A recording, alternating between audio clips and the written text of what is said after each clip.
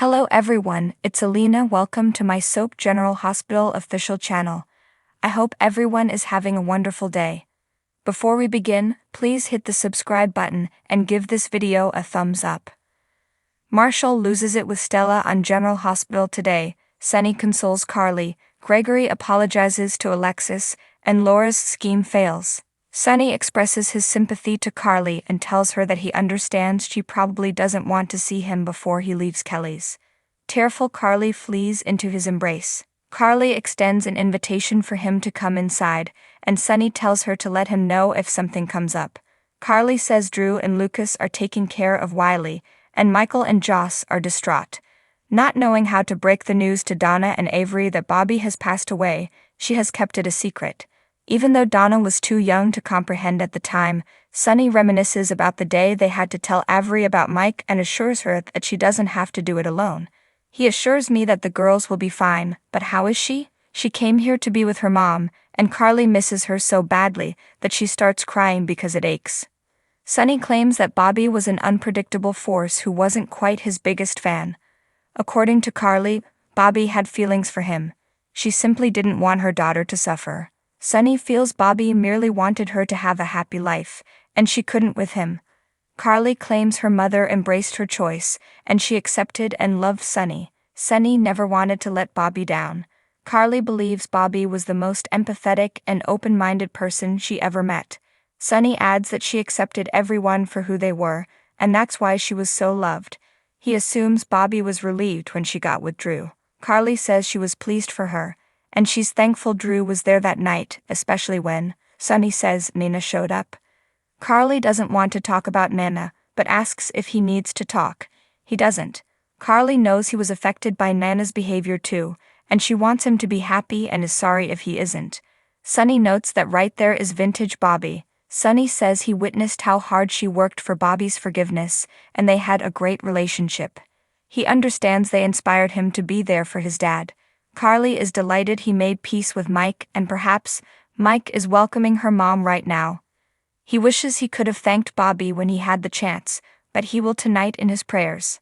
Sunny offers to drive her home, but she wants to linger out a bit longer. She sees the cuts on his hand, and he explains he lost his anger. She asks if it helped. He acknowledges it didn't. She thanks him for being here for her tonight and to go home safe. Sunny tells her that Kelly's looks terrific, and Bobby would be proud of her. Ava comes at the PCPD under Don's insistence. Dan claims the individual who broke into Windermere has confessed. In the interrogation room, Esme paces and Laura encourages her to calm down and that she is doing the right thing coming forward. Laura assures her after she reveals the truth she'll feel better. Ava enters and glares at Esme. Laura thanks Ava for coming, and she hopes she will hear Esme out and they can maybe work something out without going before a court. Ava will hear Esme out, and this better be a convincing one. Esme reveals she traveled to Windermere to try and recall, to figure out who she is, and she hoped she could get something back by being there. She apologizes for violating her space. Dan questions why she just didn't ask Ava to be let in. Esme thinks that given their past, Ava wouldn't have allowed it. She wants to merely be the best parent to Ace, and to prove she is someone who can be trusted. Ava asks Esme if she recalled anything. Esme says she doesn't know who she is and is just as lost as ever. Esme begs Ava not to remove her from her kid, and Laura pleads Ava to kindly drop the accusations so they can figure something out. Ava asks Dante how much time breaking and entering will get someone. Dante thinks that because Esme came forward and she didn't steal anything, she probably won't serve much time.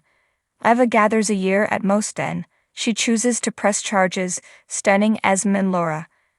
Eva believes Esme is still the girl who never paid for any of her misdeeds, so this smack on the wrist is a start. Eva storms away, leaving Esme afraid. Laura follows Ava out to the station and says it was evident she went out of her way to see that Esme got a reduced sentence, so why did she do it? Ava claims she's not callous, but Esme needs to pay for a crime she did for once. Laura claims Esme has a baby. Ava says that baby has a family to take care of it. She warns Laura she has a large heart, and Esme will not alter her behaviors much like a leopard changes its markings. Gregory walks by Alex's office and hopes he's not bothering her. They reflect about their kiss, and Alexis says she's delighted he's here. She printed the images of their plane leap out, and she thinks they should get certified and learn to jump solo. Gregory needs to pass as once was enough for him, and he's got more on his list. Gregory also thinks they need to talk about the kiss. Gregory needs to apologize to her, and he shouldn't have kissed her. Alexis understands it was the adrenaline rush, and they don't have to create more out of it. She also reciprocated the kiss, but he assumed it was a pity kiss. He wonders if she'd have kissed him back if she didn't know he was running out of time. Alexis doesn't know what she would have done, yet she knows what she knows. She tells him he doesn't have to apologize. Jumping out of that plane was the most amazing moment of her life, and the kiss wasn't awful either. Gregory deems her a good friend, and he hopes they can be friends as so much in his life is changing, and he wants her to be his constant. She promises him that won't change. He advises her to try skydiving solo, and he'll be there cheering her on. At the hospital, a doctor tells Portia and Curtis that Curtis is a wonderful candidate for this trial. The doctor admits out of 25 procedures, 3 have been successful. He also goes over the risk factors, and Curtis says they are aware. He gives them a minute to chat and says if they are having second thoughts, now is the opportunity to opt out. Curtis asks Portia what she's feeling. Portia acknowledges up until now she's been looking at this as a doctor, and she believes in this operation, but as his wife she is afraid. He claims he won't get the procedure if she doesn't want him to. The doctor returns and Curtis is about to tell them that they won't be going through with the treatment, but Portia argues they are both ready to do this. In the waiting area, Stella worries about what will happen if the surgery isn't a success, and she doesn't want to watch Curtis sink into a depression again. Marshall snaps at her that if she can't be all in, she shouldn't be here, and he walks off. TJ goes after Marshall, who feels awful for losing his anger and needs to apologize to Stella. He admits Stella expressed what he's been thinking, and he too is worried something could go wrong. He'd rather have Curtis in a wheelchair than not at all. TJ explains this procedure will be done by the best doctors, but it does have certain dangers. Plus, if this gives Curtis a chance to walk again, they should support his decision. Marshall claims he'll still breathe easier once he's out of surgery, and TJ says they all will. They embrace, and Marshall believes he should go deliver that apology. TJ asks if things are well between him and Stella. Marshall flashes to their close embrace at Christmas and tells TJ they are alright, just nervous. Meanwhile, Stella feels she should have been more supportive. As she babbles, she senses something is disturbing Trina.